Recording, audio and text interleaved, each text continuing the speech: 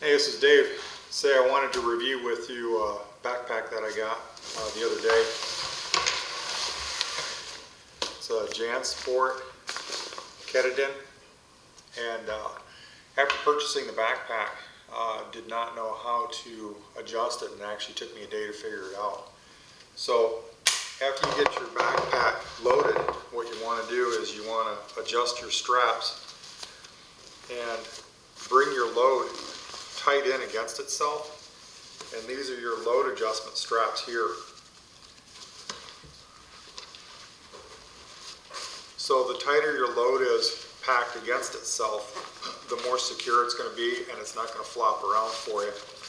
So this is your bottom load, here's your top load, and here's your side to compress, to keep the weight as close to your back as possible. And you've actually got, on this bag, you've got two on the sides. I actually forgot about these after my load. On the top here. There you go. So the next thing I want to review with you is setting the straps so that the bag fits you appropriately. Well, I've picked the backpack up and just slid it on. I've got all these straps expanded. Where you want to keep most of the weight on the load is on your hips. And so snap your hip straps first and cinch those down.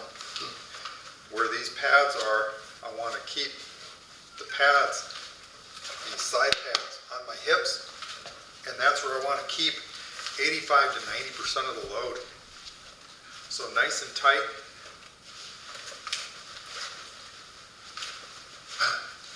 And that's nice and secure.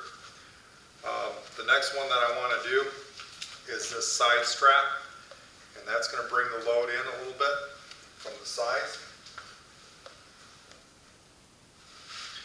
And then to bring the load all the way up against me, I'm going to pull it here on both sides. And that pulls that upper part of the load right up against my back.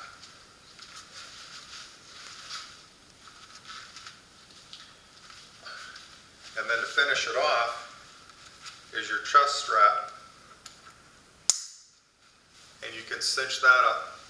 This is also height adjustable.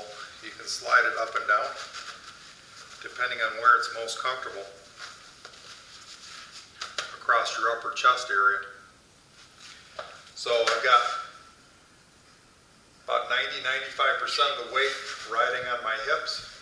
I've got the load squished up against itself, and then these straps and these straps pull the load up against me so it doesn't shift around, and it becomes one unit tied into my body. Very easy to maneuver, and you can bend over, you can pick things up. You've got full mobility, and it just becomes part of your body.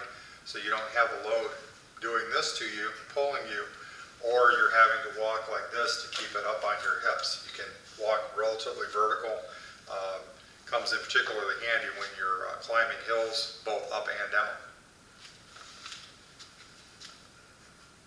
Hi, this is Dave.